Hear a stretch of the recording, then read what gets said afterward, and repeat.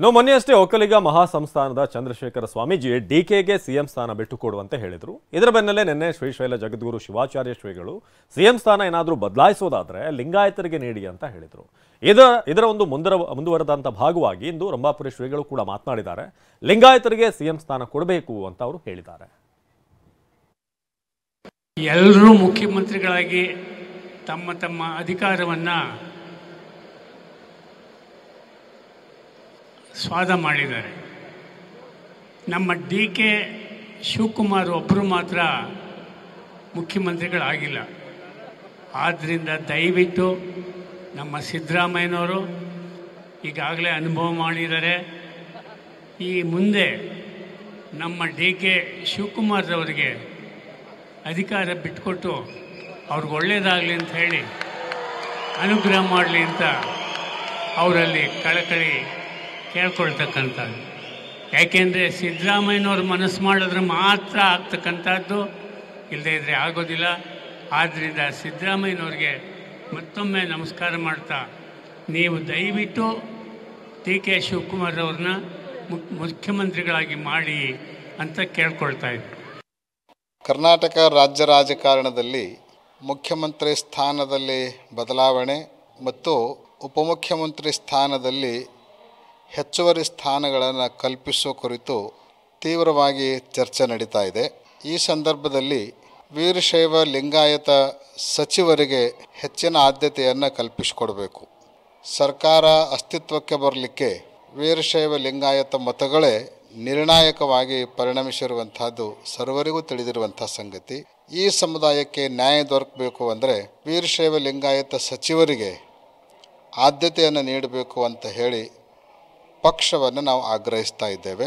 MB. ಪಾಟೀಲ್ರಾಗಿರ್ಬೋದು, Eshwar Khandre ಅವರಾಗಿರ್ಬೋದು, S ಮಲ್ಲಿಕಾರ್ಜುನರವರಾಗಿರ್ಬೋದು, ಸಾಕಷ್ಟು ಅನುಭವಿ ರಾಜಕೀಯ ಸಚಿವರಾಗಿರೋಣದರಿಂದ ಇಂಥವರನ್ನು ಈ ಸಂದರ್ಭದಲ್ಲಿ ಪರಿಗಣಿಸಬೇಕು. ಪ್ರಸ್ತುತ ಸಂದರ್ಭದಲ್ಲಿ ಮುಖ್ಯಮಂತ್ರಿ ಮತ್ತು ಹೆಚ್ಚುವರಿ ಡಿ.ಸಿ.ಎಂ ಏನು ಬೇಡಿಕೆ ಇಟ್ಟಿದ್ದಾರೆ ಈ ನಾಡಿನ ಜನತೆಗೆ ಅನ್ನಿಸ್ತಾ ಇದೆ. ಬಹುಶಃ 3 ಜನ ಡಿ.ಸಿ.ಎಂ ಮಾಡಬೇಕಂಥೇಳಿ ಸಿದ್ದರಾಮಯ್ಯನವರ ಪರವಾದಂಥ ಇರುವಂಥ ಕೆಲವು ಸಚಿವರು ಮೊಟ್ಟ ಮೊದಲಿಗೆ ಅವರು ಹೇಳಿದರು. ಇನ್ನೊಂದೆಡೆಗೆ ಡಿ.ಸಿ.ಎಂಗೆ ಸಂಬಂಧಪಟ್ಟಂಥ ಒಕ್ಕಲಿಗ ಸಮುದಾಯದ ಮತ್ತೊಬ್ಬ ಸ್ವಾಮೀಜಿಯವರು ಡಿ.ಕೆ. ಶಿವಕುಮಾರ್ ಅವರು ಪಕ್ಷಕ್ಕಾಗಿ ಭಾಳ ಶ್ರಮಪಟ್ಟಿದ್ದಾರೆ, ಅವರನ್ನು ಮುಖ್ಯಮಂತ್ರಿ ಮಾಡಬೇಕು ಅನ್ನುವಂಥ ಮಾತನ್ನು ಸ್ವತಃ ಮುಖ್ಯಮಂತ್ರಿ ಸಿದ್ದರಾಮಯ್ಯರು ಇರುವಂಥ ಸಮಾರಂಭದಲ್ಲೇ ಹೇಳಿರುವಂಥದ್ದು ಒಂದು ವಿಪರ್ಯಾಸ. ಇಂಥ ಸಂದರ್ಭದಲ್ಲಿ ಬಹುಶಃ ಅದನ್ನು ಹೈಕಮಾಂಡ್ ಭಾಳ ಉದಾಸೀನವನ್ನು ತೆಗೆದುಕೊಳ್ಳದೆ ಆ ಕಾರ್ಯ ಮಾಡಬೇಕು.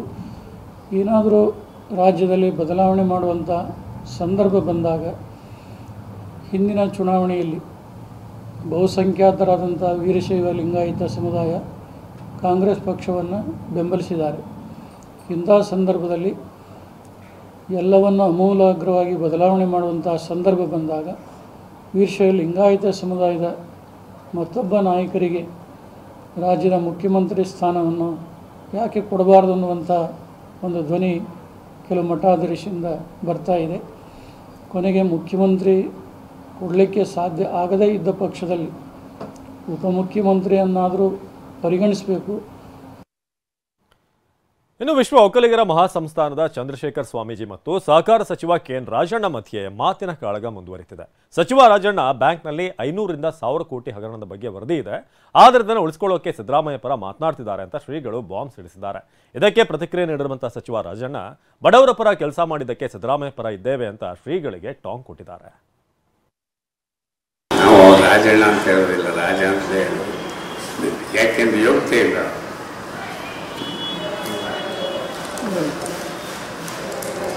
ಆತ ರೈತ ದುಡ್ಡನ್ನ 500,000 ಕೋಟಿ ಯಾವುದೋ ಸೊಸೈಟಿ ಅಧ್ಯಕ್ಷ ಆಗಿದ್ದಾನೆ, ಎಲ್ಲ ಕಡೆ ಲೇಔಟ್ ಮಾಡ್ತಾವಂತೆ.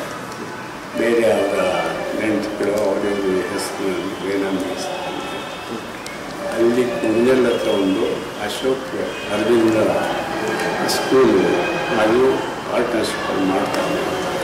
ಅದನ್ನು ಈ ಏನು ಹೇಳ್ತಾರಲ್ಲ ಅದನ್ನು ಮಾಡೋದಕ್ಕೆ ಅದನ್ನು ತನಿಖೆ ಮಾಡಲಿ ಅಂತ ಹೇಳ್ತಾ ಇರ್ತೀನಿ. ನನ್ನ ಯಾರು ನೆಲಮಂತು ನೀವು ತನಿಖೆ ಮಾಡೋದಕ್ಕೆ ಹೇಳಿ ಸ್ವಾಮಿ. ಅದೇ ರಾಜನವ್ರಿಗೆ ಯಾಕೋ ತಮ್ಮ ಮೇಲೆ ತುಂಬ ಸಿಟ್ಟು ಬಂದುಬಿಟ್ಟಿದೆ ಸರ್. ಅಯ್ಯೋ, ಆ ರೀತಿ ಅವನು ಸಿಟ್ಟು ಕಟ್ಕೊಂಡು ನಮಗೇನ ಅವನು ಅದನ್ನು ಉಳಿಸ್ಕೊಳ್ಳೋದಕ್ಕೆ ಸಿದ್ದರಾಮಯ್ಯವ್ರನ್ನ ಫೇವರ್ ಮಾಡ್ಕೊಂಡು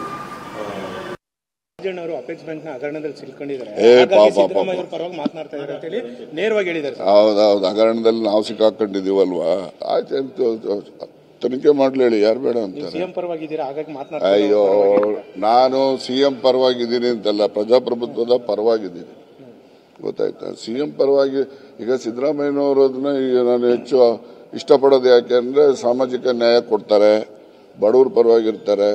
ಈಗೆಲ್ಲ ಈ ಅನ್ನಭಾಗ್ಯ ಯೋಜನೆ ಎಲ್ಲ ಯಾರಿಗೆ ಕೊಟ್ಟಿದ್ದು? ಅನ್ನಭಾಗ್ಯ ಯೋಜನೆಯಿಂದ ಇಡೀ ದೇಶದಲ್ಲಿ ಇವತ್ತು ಯಾರೊಬ್ರು ಕೂಡ ಹಸಿವಿನಿಂದ ಬಳಲ್ತಾ ಇಲ್ಲ ಅನ್ನೋತಕ್ಕಂಥ ಒಂದು ಕ್ರಾಂತಿಗೆ ಸಿದ್ದರಾಮಯ್ಯನವರೇ ಒಂದು ಬುನಾದಿಯನ್ನ ಹಾಕಿದಂಥವ್ರು.